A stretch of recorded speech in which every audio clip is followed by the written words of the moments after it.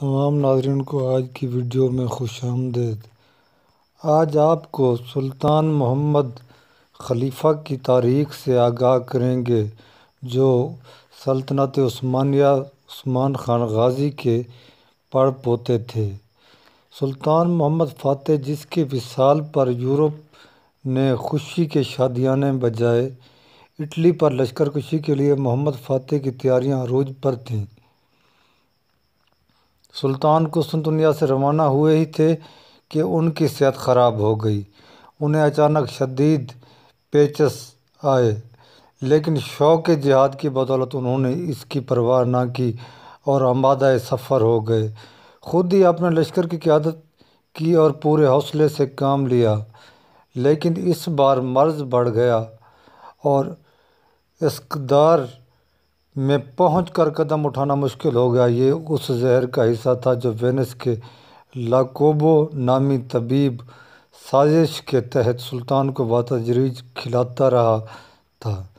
لاکوبو نے مبینہ طور پر اسلام قبول کر لیا تھا اور اپنا نام یعقوب پاشا رکھ لیا تھا۔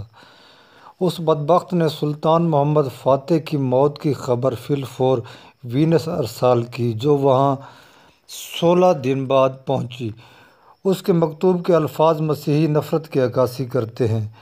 فاتح قسطنطنیہ سلطان محمد فاتح رحمۃ اللہ علیہ جمعرات ربیع الاول 886 بمطابق 3 مئی 1481 کو وصال فرما گئے۔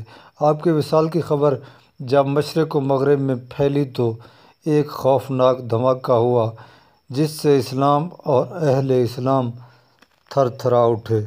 پورے یورپ کی نصرانیت نے خوشیاں منائیں، گھروں میں گھی کے چراغ جلائے۔ ان کی خوشی کی انتہا نہ رہی۔ نصرانیوں نے روڈس میں شکرانے کے مراسم ادا کیے۔ اس خوفناک دشمن سے نجات حاصل ہوئی۔ سلطان کے وصال کی خبر جب روما پہنچی تو پوپ بے حد خوش ہوا۔ اس نے کلیساؤں کو کھولنے کا حکم دیا۔ تمام کلیساؤں میں نماز شکر ادا کی گئی۔ بڑی بڑی کانفرنسیں ہوئیں، راستوں اور چوراہوں کو سجایا گیا اور روشن کیا گیا۔ بڑے بڑے جلوس نکالے گئے۔ توپوں کے گولوں کی گونج میں خوشی و مسرت کے گیت گائے گئے اور 3 دن تک روما میں جشن کا سماں رہا۔ سلطان محمد فاتح کے وصال سے نصرانیت ایک عظیم ترین خطرے سے نجات پا گئی، جو ہمیشہ ان کے سروں پر ننگی تلوار کی طرح منڈلاتا رہتا تھا۔ سلطان چاہتے تھے اسلامی فتوحات اٹلی سے شمال تک پہنچ جائیں۔ وہ فرانس، ہسپانیہ اور ان سے بھی آگے کے ممالک اور اقوام و شعوب کو مغلوب کر کے اسلامی سلطنت کا حصہ بنانا چاہتے تھے، لیکن زندگی نے مہلت نہ دی۔ سلطان فاتح کی وفات سے عالم اسلام کو ناقابل تلافی نقصان ہوا۔ پوری اسلامی دنیا درد و کرب سے کرا اٹھی۔ ہر طرف غم و اندوہ کے گہرے بادل چھا گئے۔ پوری دنیا کے مسلمان زاروں قطار روئے کہ آج وہ سلطان ہم سے رخصت ہوا، جس کی کامیابیوں نے دنیا کو ورطہ حیرت میں ڈالے رکھا۔ وہ مجاہد داغ مفارقت دے گیا، جس نے کون اولیٰ کے مسلمانوں کی یاد تازہ کر دی۔ سلطان فاتح نے ایسی بے مثال فتوحات کے بعد انتقال کیا کہ اس سے پہلے کسی حکمران کے حصے میں نہیں آئی تھیں۔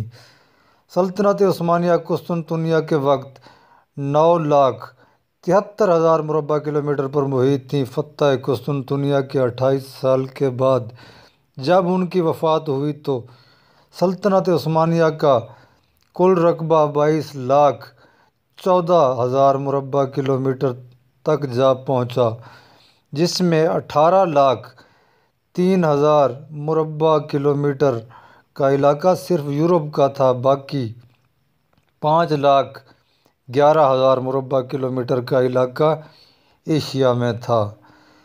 سلطان محمد فاتح نے اسلام اور اہل اسلام کے لیے جو کچھ کیا، اس کے عوض اللہ تعالیٰ سلطان پر اپنی رحمت فرمائے۔ یہ واقعہ ہمیں یہ درس دیتا ہے، دین اسلام کی خاطر کی گئی کوششوں کا خالق کائنات صرف ضرور کوئی اچھا بدلہ عطا فرماتا ہے۔ بس آج کا حکمران بھی محمد فاتح بن سکتا ہے۔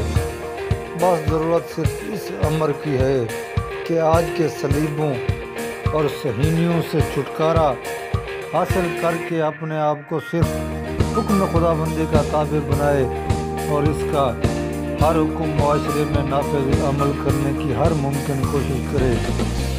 یہ کام ایسے نہیں ہو سکتا کہ نعرہ تو ریاست مدینہ جیسی ریاست بنانے کا لگایا جائے اور کام یہود و نصارہ کی مرضی والے کیے جائیں۔